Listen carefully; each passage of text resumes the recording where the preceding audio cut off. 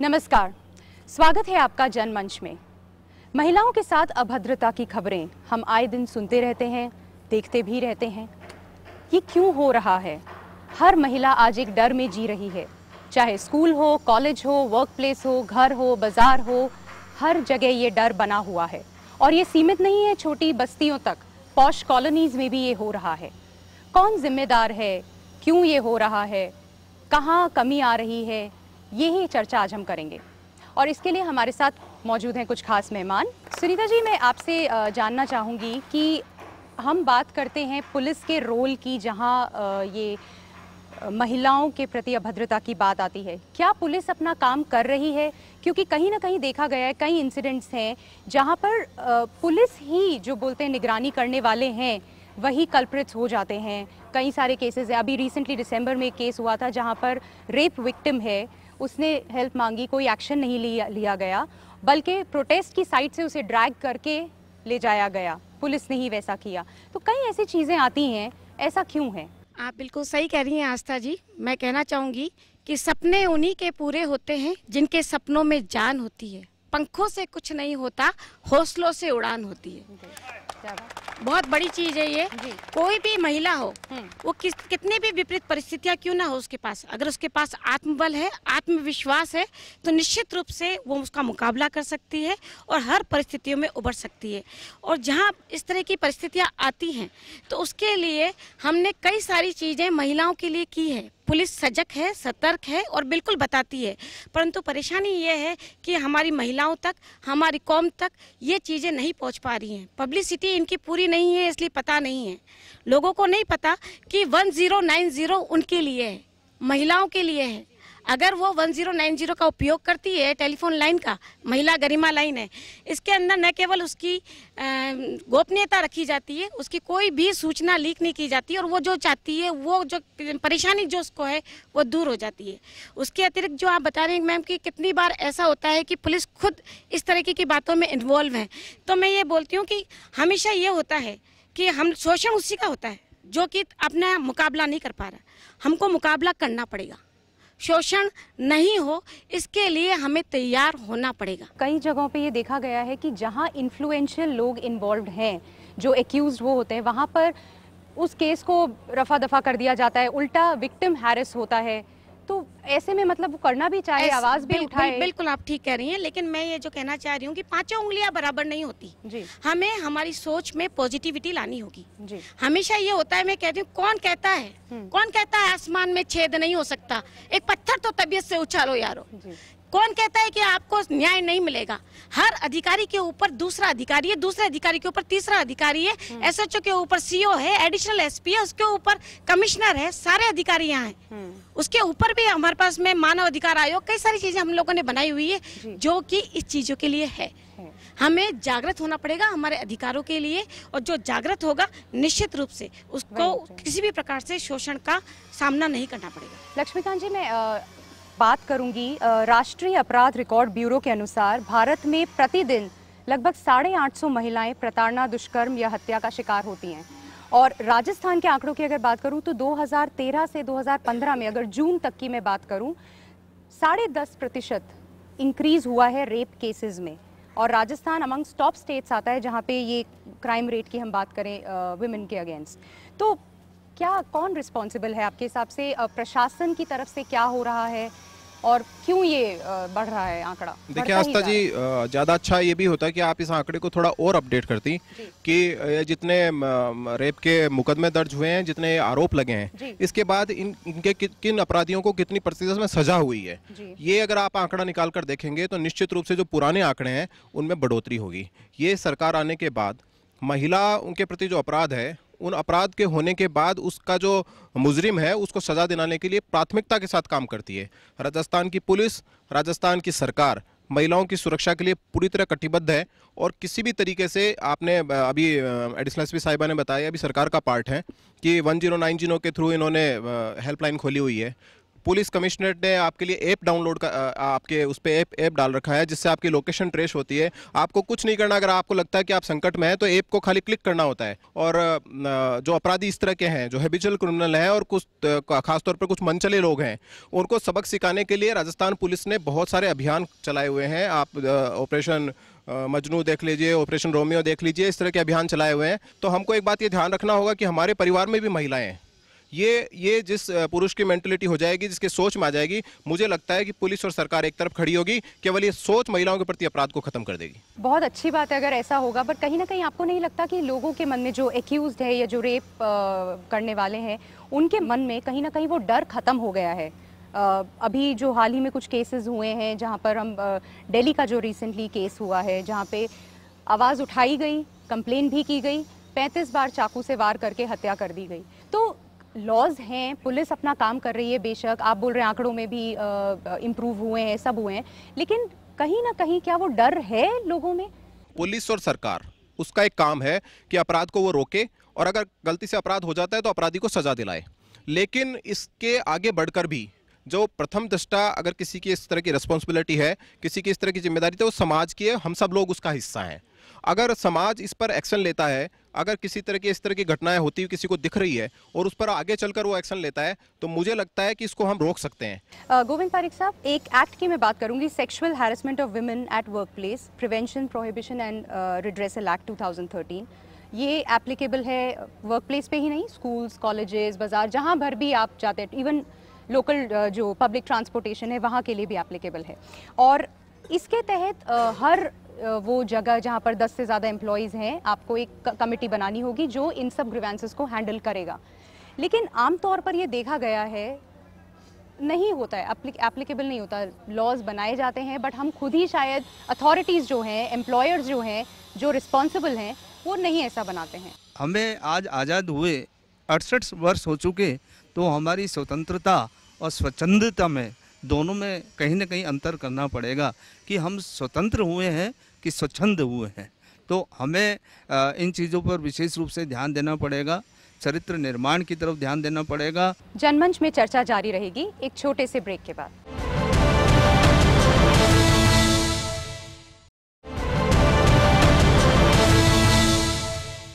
Break के बाद स्वागत है आपका। मैं रूबरू होना चाहूँगी सीमा जोशी जी से। दुष्कर्म जब हो जाता है या जो भी कुछ है, उसमें फिजिकल पेन के साथ साथ मेंटली एक फीमेल शैटर्ड हो जाती है, और उस वक्त ये बहुत ज़रूरी है कि उसको प्रॉपर तरीके से हैंडल किया जाए, काउंसिल किया जाए, बिकॉज़ अभी भी समाज में उस चीज़ को सामने लेकर आना, आवाज़ उठाना एक टैबू है। मतलब लड़कियों में वो शायद अभी तक, और इसमें कहीं हद तक आसपास के लोग, पेरेंट्स, टीचर्स, सब लोग जिम्मेदार हैं। तो हाल ही में हमने एक जो केस भी हुआ है कोटा में, 16 साल की लड़की है जिसने सुसाइड कर लिया सिर्फ रेप अटेम्प्ट होने पे, रेप हुआ भी नहीं। ये भी मैं जानना चाहूँगी कि पहले बच्चों को, लड़कियों को, चाहे छोटे हों बड़े हों, उनको ये बताना कि किस तरह से वो अवॉइड कर, बिकॉज एक बार क्राइम हो गया, ठीक है, उसके बाद तो फिर आप डैमेज इज डन, आप हैंडल करिए। हमारे महाविद्यालय में, क्योंकि मैं महाविद्यालय को रिप्रेजेंट कर रही हूँ, इसलिए हम बता रहे हैं कि सबसे पहले तो ये कि हमने स्टूडेंट्स के लिए सेल्फ डिफेंस ट्रेनिंग हम हर साल एक कोर्स करवाते हैं। और दूसरा ये है कि हमारे यहाँ हमने एक विमेन विंडो बना रखी है। उस विमेन विंडो में हम लोगों ने सेमिनार्स कराते हैं, बच्चों के लिए मॉरल डेवलपमेंट के इश्यूज़ खड़े, मतलब उन लोगों को डिस्कस करते हैं, लोगों को, स्पीकर्स को बुलाते हैं ताकि बच्चों का मॉरल डेवलपमेंट हो। दूसरा, लड़कियों को मैं ये खास तौर पे कहना चाहूँगी कि इसको एक टैबू बना रखा है कि रेप हो जाना या किसी ने कुछ कह दिया, आपको विरोध करना चाहिए, इसमें कुछ गलत नहीं है। और पुलिस और प्रशासन के अलावा मेरा खास तौर पे पत्रकारों से ये अनुरोध है कि अगर किसी ने कुछ अच्छा किया है, किसी लड़के ने भी हेल्प की है, तो उस इशू को ज़्यादा हाईलाइट करना चाहिए, बजाय इसके कि एक रेप विक्टिम को इस तरह से हाईलाइट किया जाता है कि आगे आने वाले टाइम पे वो लोग आगे आना ही नहीं चाहते। उनको लगता है कि शायद हमारा समाज में एक मजाक बन जाएगा। तो और दूसरा, लड़कियों को भी इमोशनली, मेंटली स्ट्रॉन्ग बनाना चाहिए। अगर किसी लड़की के मान सम्मान को किसी भी रूप में हानि पहुंची है, क्षति पहुंची है, तो उसके लिए उसको आवाज़ उठानी चाहिए। लक्ष्मीकांत जी, आपसे मैं रूबरू होंगी, और जैसा कि अभी मैडम ने बताया कि ये बात ये दूसरे पक्ष की भी हो जाती है कि हम बच्चों को ट्रेन करें और जैसा उन्होंने कहा कोई हवा नहीं है उस चीज़ को लेके सामने आए, पॉजिटिवली लें और उस चीज़ पे उस हिसाब से एक्ट करें। 2012 में सुप्रीम कोर्ट ने कुछ निर्देश दिए थे राज्यों को और कि किस तरह से प्रिवेंट करने के लिए सेक्सुअल हैरेसमेंट, और उनमें एक चीज़ थी कि सीसीटीवी कैमरा सब जगह इंस्टॉल किए जाएँ, स्कूल्स हों, कॉलेजेस हों, मार्केट प्लेस है, कहीं पर भी। तो क्या ये चीज़ हमने अप्लाई की है? आपने इस चीज़ को अप्लाई किया है या आपको लगता है ये कितना इम्पोर्टेंट है? पहला तो शिक्षा छात्रों को देते हैं कि उनका चरित्र निर्माण हो। जब चरित्र निर्माण हमारा सशक्त होगा तो निश्चित मानिए कि महिलाओं के साथ उनके किसी अभद्रता की बात तो हो ही नहीं सकती। मैं दूसरी बात ये कहना चाहूँगा यहाँ पर कि जहाँ तक कई सारे अवेयरनेस की बात है, वो जो घर है वो पहला शिक्षण संस्थान होता है। घर से यदि हम ये शिक्षा दें कि महिलाओं से कैसा व्यवहार करना है और किस तरह का व्यवहार हमें अपनी माँ बहनों से करना है, तो मैं निश्चित मानता हूँ कि ऐसा कोई भी दुष्कर्म की घटना समाज में हो ही नहीं सकती। कमल सिंघवी साहब, ये बात हम ठीक है पॉलिसी तक कर रहे हैं, एक्शन तक कर रहे हैं, जो सोच है उस पर कर रहे हैं, लेकिन अगर हम देखेंगे जहाँ पर एक्शन की बात आती है, FIR बहुत कम केसेस में लॉन्च होती है, हो गई केस अदालत तक भी आए, लेकिन बहुत कम ऐसे केसेस होते हैं, बहुत ही कम, जिनमें सज़ा हो पाती है। बाकियों में लैक ऑफ एविडेंस की वजह से अक्यूज जो है वो छूट जाता है, और स्पेशली जहाँ इन्फ्लुएंशियल लोग हों, जैसा मैंने पहले सुनीता जी से भी बात की थी, इन्फ्लुएंशियल वहाँ तो क्या कहने। न्याय के लिए सबसे आवश्यक वस्तु है एविडेंस। एविडेंस अगर नहीं है, एविडेंस अगर टेम्परविद हो गई है या एविडेंस कोर्ट में नहीं आई है, तो न्यायाधीश अपना विवेक काम में लेके दोषी को सज़ा नहीं दे सकता।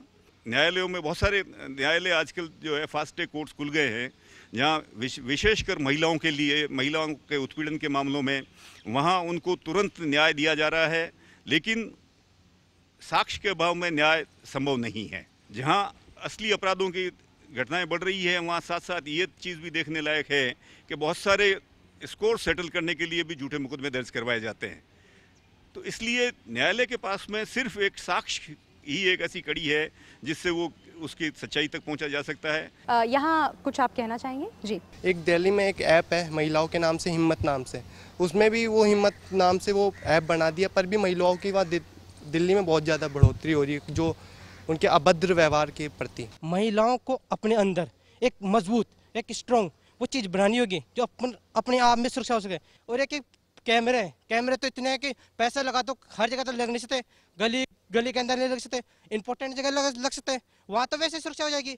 जी, अभी इन्होंने मेरे साथियों ने कहा कि सिटियों में कैमरे वगैरह लगा सकते हैं, लेकिन गांव में, ढानियों में जो विद्यालय हैं आजकल की देखा जा रहा है कि वहाँ पर भी दुष्कर्म किए जा रहे हैं। शिक्षक के जो विद्यार्थी होते हैं उनके साथ भी दुष्कर्म किए जा रहे हैं। सुनीता जी, आई थिंक आप दोनों का प्रश्न यही था कि एक का ये था कि ऐप है, फिर भी दिल्ली में शायद ये चीज़ बढ़ती जा रही है, जो और आपका था कि जहाँ नहीं है फैसिलिटीज़ या जो चीज़ नहीं है ढानियों वगैरह में, वहाँ पर है। तो क्या कहेंगे वहाँ पर? बिल्कुल ये लोग ठीक कह रहे हैं, और जो बात यह है कि जो भी एक बंदे ने बोला वो सही बात बोली कि हमको आत्मबल मजबूत करना पड़ेगा। सभी जगह पुलिस नहीं लग सकती, ये भी सत्य है, लेकिन पुलिस अपने काम के अंदर पूरी सतर्क और सजग रूप से काम कर रही है। हम लोगों ने जैसे दिल्ली में ऐप है, वैसे जयपुर के अंदर भी ऐप अभी जारी किया है, निर्भया जयपुर करके। और इसके अलावा व्हाट्सएप की फैसिलिटी भी हम लोगों ने दी है। 2 नंबर हमने व्हाट्सएप के हैं जो कि 8764868200 और 11 वाले 2 ऐप, हमने 2 व्हाट्सएप की फैसिलिटी भी इन लोगों को दे रखी है। इसके अतिरिक्त हमने अपराजिता भी एक नया हमने 1 विंडो शेल्टर बनाया है लेडीज़ के लिए, जो कि यहाँ के जयपुरिया हॉस्पिटल के अंदर है।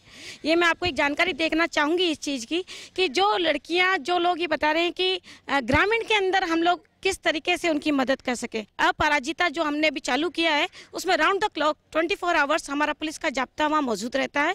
वो उनकी समस्याओं को सुनेगा और सुलझाएगा भी। उसमें न केवल पुलिस की समस्याएं बल्कि लीगल मैटर्स हैं वो भी सुलझाए जाएंगे। पुलिस के अलावा जो मेडिकल मैटर्स हैं वो भी सुलझाए जाएंगे। आपको मैडम ने बताया ये सेल्फ डिफेंस हमने सभी जगह, हर स्कूल कॉलेज, चाहे वो ग्रामीण क्षेत्र के हैं चाहे वो यहाँ अपने शहरी क्षेत्र के हैं, सभी जगह पुलिस अपने सेल्फ डिफेंस के शिविर लगा रही है ताकि महिलाओं में आत्मबल मजबूत किया जा सके। जैसा कि आज के हजारों वर्षों पूर्व कहा जाता था कि यत्र नारेषु पूज्यन्ते रमन्ते तत्र देवता, लेकिन वह सूक्ति आज कहीं स्तर तक साबित नहीं हो पा रही है, सार्थक नहीं हो पा रही है। उसका सबसे बड़ा जो रीज़न है वो यह है कि अशिक्षित समाज, जैसा कि आपने बताया कि स्लम एरिया हैं उनमें रेप केसेस ज़्यादा हो रहे हैं, तो स्लम एरिया में अशिक्षित समाज है, तभी तो वह रेप केसेस ज़्यादा हो रहे हैं। हमें अशिक्षित समाज को शिक्षित करना होगा। डॉक्टर विजय लक्ष्मी, मैं आपसे जानना चाहूँगी कि क्या education one of the factors है, अशिक्षित है लड़की या महिला तो कहीं ना कहीं वो उसके चांसेस बढ़ा देती है? अशिक्षा एक मेन कारण है जिसके लिए जो बच्चियां हैं वो अपनी आवाज़ नहीं उठा पाती है।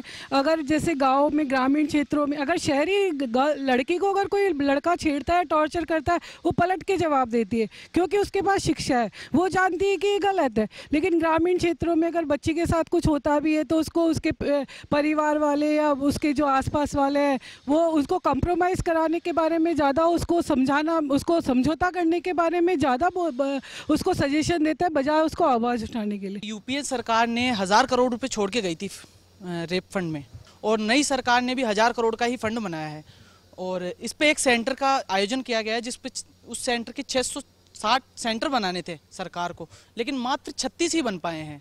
ऐसा क्यों? जी बिल्कुल सही कहा आपने कि यूपीए सरकार 800 करोड़ का फंड छोड़ के गई थी निर्भया फंड में, लेकिन आपकी जानकारी थोड़ी अपडेट कर लीजिए कि 800 करोड़ में से 1 रुपया भी वो खर्च करके नहीं गई थी। नई सरकार आने के बाद जो हमारी बच्चियां हैं, हमारी बहनें, माताएं, उनकी सुरक्षा के लिए ये सरकार उस फंड में से भी बहुत सारे योजनाएं लागू कर रही हैं, और उस फंड के अलावा भी बहुत सारे ऐसी योजनाएं लागू कर रही हैं जो महिला सुरक्षा को प्रोत्साहित कर रही हैं। और देखिए, ये बात केवल महिला सुरक्षा तक सीमित नहीं रखनी चाहिए। अगर इसका परमानेंट सोल्यूशन हमको ढूंढना है तो ये महिला सशक्तिकरण की तरफ बढ़ना चाहिए। जनमंच में चर्चा जारी रहेगी एक छोटे से ब्रेक के बाद।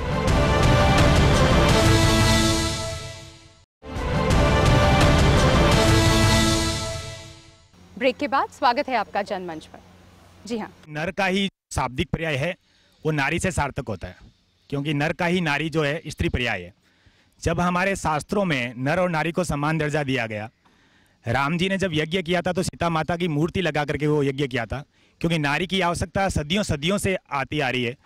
मेरी कुछ स्वैल पंक्तियाँ हैं रचित कि नर नारी ने होती ने होता ये संसार, समस्त होता ये समस्त मानव परिवार। फंड बनाया जाता है, योजनाएं बनाई जाती है, संविधान में कानून भी बनाए जाते हैं, लेकिन वो कानून जहाँ तक शायद मैं समझती हूँ कि सिर्फ पेपर्स में रह जाते हैं, लिखित में रह जाते हैं। अभी जैसे मैंने भी बच्चों से कंसल्ट किया, बच्चों आप लोगों के लिए गरिमा हेल्पलाइंस बनी हुई है, किस किस के पास इसके नंबर हैं? किसी के पास नहीं है। बच्चों ने मना किया, क्यों नहीं है उनके पास? उनको तो यही नहीं पता कि हमारे लिए कौन से नंबर बने हैं, हमें कौन से नंबर रखने चाहिए, तो बच्चों तक प्रॉपर इन्फॉर्मेशन पहुंच ही नहीं पाती। ये तो बच्चे जो कॉलेज में आ रहे हैं उनकी बात है। सीमा जी, मैं जानना चाहूँगी कि जब कोई ऐसा एक इंसिडेंट होता है, जब निर्भया कांड हुआ या अभी दिल्ली का हुआ, तो सडनली सब एक्शन में आ जाते हैं। एक्शन चलता रहता है बट शायद लाइमलाइट में आ जाते हैं, एप्स भी आते हैं सामने, पॉलिसीज़ भी डिस्कस होती है, लॉ भी डिस्कस होता है, पर फिर जैसे जैसे हम कहीं ना कहीं धीमे हो जाते हैं, दोनों तरफ से, शायद महिलाएं, जनता भी और बाकी लोग भी। हमारे समाज में बार बार, क्योंकि कहीं ना कहीं ये पुरुष प्रधान समाज है, तो ये बार बार ये याद दिलाया जाता है, महिला सुरक्षा की बात कर करके याद दिलाते हैं कि महिला असुरक्षित है। जैसे हमारे शास्त्रों में कहा है कि हनुमान जी को भी याद दिलाना पड़ा था कि उनमें शक्ति है, तो क्यों हम लड़कियों को ये याद नहीं दिलाते? और दूसरी बात है, किसी भी इशू के लिए कंटिन्यूसली हैमरिंग नहीं होती यहाँ पर। अगर कोई दिल से जुड़ा हुआ है इस महिला सुरक्षा में, तो मुझे नहीं लगता कि वो इस इशू को तभी उठाएगा जबकि कोई कांड हो जाएगा। मैम, ज़्यादा समस्या का बखान करने की आवश्यकता नहीं है, दोनों पक्ष में कमी है। महिलाएं क्योंकि अपने प्रति होने वाले दुष्कृत्यों के प्रति बहुत बुलंदी से आवाज़ नहीं उठाती है, इसलिए उनकी कमी है। अन्याय करना जितना गलत है, अन्याय को सहना उससे भी ज़्यादा गलत है। आज अगर एक महिला ने अन्याय को सहा है तो 10 पे होने के चांसेस बढ़ते हैं।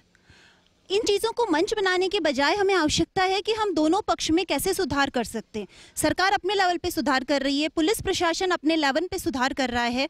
सबसे ज़्यादा ज़रूरत है महिलाओं में, मेरे हिसाब से मार्शल आर्ट की ट्रेनिंग दी जानी चाहिए, जो इस लायक है। मैं ये नहीं कहती हूँ कि सबको मार्शल आर्ट की ट्रेनिंग दी जा सकती है, क्योंकि महिलाएं ना तो 2 महीने की बच्ची सुरक्षित है, ना 80 साल की वृद्धा सुरक्षित है। जिन्हें दे सकते हैं हम उन्हें मार्शल आर्ट की ट्रेनिंग दे। अगर कुछ पलट कर वार करेंगी, कुछ पलट कर जवाब देंगी। सारे पुरुषों की मानसिकता एक जैसी नहीं है। आज अगर महिलाएं चारदीवारी से बाहर निकलकर काम कर रही है तो पुरुषों का पूरा सहयोग है। जब तक हमारा परिवार हमें सपोर्ट नहीं करता, हम बाहर काम नहीं कर सकते। कुछ गिने चुने चंद से लोग, उनका ग्रुप मिलके हमें पछाड़ दे, या जिन पुरुषों ने हमें सहयोग किया है उस सहयोग को नकार दे, ऐसा करने में हमारी कहीं ना कहीं असफलता है। लड़कों को नैतिक शिक्षा देने की बहुत ज़रूरत है। लड़कियों को ना सिखाया जाए कि वो क्या पहने और किस तरह बाहर जाए। लड़कों को बचपन से ही सिखाया जाना चाहिए कि माताओं बहनों की पूरी तरह से रिस्पेक्ट करनी चाहिए और सम्मान करना चाहिए। हम ये रोना रो रहे हैं कि महिलाएं सुरक्षित नहीं हैं, महिलाएं सुरक्षित नहीं हैं, उनको सबला बनाओ। उससे पहले ये ज़रूरी है कि हम अपने घर के हर बच्चे को ये शिक्षा दें कि जितना हम अपनी माँ को, अपनी बहन को, अपनी बीवी को रिस्पेक्ट देते हैं, उतना ही समाज की हर औरत को दें। क्यों नहीं दे सकते? अगर हम अपने छोटे से बच्चे को, अपने बेटे को ये सिखाना शुरू कर दें कि तुमको संस्कारी बनना है, हर एक की सेवा करनी है, हर एक को अच्छी निगाह से देखना है। पुलिस प्रशासन में इम्प्रूवमेंट तो हुआ है, लेकिन ये बताएं कि जो एक एग्जाम्पल जैसे निम्स यूनिवर्सिटी के जो तोमर साहब है, यानी छात्रा ने उनके खिलाफ दुष्कर्म का मामला दर्ज कराया था, उसके बाद भी वो डायरेक्टर सर राष्ट्रपति के साथ सिंगापुर वैज्ञानिक दल में साथ में गए थे। उनके गिरफ्तारी वारंट आने के बाद भी वो राष्ट्रपति के साथ सिंगापुर जा सकते हैं। तो उसमें पुलिस प्रशासन ने क्या किया? देखिए, ये जो बात कर रहे हैं वो यही है कि जो व्यक्ति बड़ा है या जो सक्षम है उसके साथ में तो पुलिस साथ देती है, चाहे वो दोषी है, अपराधी है तो भी। तो ये कहना गलत होगा, क्योंकि जब तक बात जो हमारे अपने सिंघवी साहब ने आपको बताई कि हमारे पास में जब पूर्ण रूप से एविडेंस हो, सारे साक्ष्य अगर हमारे पास में होते हैं, कोई भी बड़ा अधिकारी हो, चाहे बड़ा व्यक्ति हो या किसी भी पहुंच का व्यक्ति हो, कानून के लिए सब लोग बराबर हैं। कमल जी, आप कुछ कहना चाहेंगे इस बारे में? तोमर साहब के मामले में क्या साक्ष्य है? जब तक वो सार्वजनिक रूप से सामने नहीं आए, केवल ये कह देना, ये आक्षेप लग जाना कि साहब वो एक वीआईपी हैं या बड़े आदमी हैं इसलिए उनका कुछ नहीं हुआ, ये मैं समझता हूँ सही सोच नहीं है। हमें अपने अधिकारों के लिए जागरूक रहना होगा, हमें अपने कर्तव्यों के लिए भी जागरूक रहना होगा। हर आदमी का ये दायित्व है कि वह घटना के बारे में सही जानकारी पुलिस को, न्यायालय को उपलब्ध करावे। न्यायालय अपनी तरफ से कुछ नहीं कर सकता। न्यायालय के सामने सत्यता लाना हर आदमी का दायित्व है, चाहे वो पीड़ित है, चाहे वो गवाह है। इसके अभाव में हम खाली बैठ के किसी के खिलाफ आक्षेप लगावें, लांछन लगावें, ये उचित नहीं होगा। हम इंडिया की बात करते हैं। इंडिया को लेबल किया गया है as one of the worst places to be a woman, और दूसरी तरफ हम गर्व महसूस करते हैं वर्ल्ड की सबसे बड़ी डेमोक्रेसी होने का। ये अपने आप में एक बहुत बड़ा कॉन्ट्रडिक्शन है। वुमेन एम्पावरमेंट की हम बात करते हैं, वुमेन को इक्वालिटी देने की हम बात करते हैं, लेकिन एक फंडामेंटल राइट वुमेन का हम नहीं दे पा रहे। लेकिन हाँ, जो बात आज उजागर हुई है या जो आज सामने आई है वो ये है कि प्रशासन अपना काम कर रहा है, पुलिस अपना काम कर रही है। हाँ, उस पर हम एक अलग चर्चा करते हैं कितना हुआ नहीं हुआ, लेकिन साथ में बिकॉज ये एक डेमोक्रेसी है, ये बहुत ज़रूरी है कि हर सिटीज़न अपना दायित्व समझे, चाहे वो विक्टिम है, विक्टिम के साथ आसपास के लोग हैं, उनको अवेयर कराने से लेके, उनको हैंडल करने से लेके, आवाज़ उठाने से लेके और अपने दिमाग में एक पॉजिटिविटी लाने से लेकर हर चीज़ में ये बहुत ज़रूरी है कि हम सामने आए। लड़की लड़के हम बात कर रहे हैं 1/2 ऑफ द सोसाइटी की, तो आज उनको उतना ही स्ट्रेंथ, पॉजिटिविटी के साथ सामने आना होगा, तभी कुछ हो पाएगा। खाली ब्लेम करने से शायद इसका कोई हल नहीं निकलेगा। ब्लेम गेम चलता रहता है, चीज़ें होती रहेंगी, लेकिन अगर हम बात कर रहे हैं एक सशक्त समाज की, एक समाज की जहां पर हम महिलाओं को इन सब से मुक्त करा सकें, तो महिलाओं को उतनी ही तादाद में, उतनी ही हिम्मत दिखाते हुए आगे आना पड़ेगा। हम आशा करते हैं इस कार्यक्रम से ये सब कई चीज़ें सामने आई हैं, मुद्दे उठे हैं, डिस्कशंस हुए हैं और कुछ ना कुछ इसका फ़ायदा हम सबको मिला हो। बहुत बहुत धन्यवाद।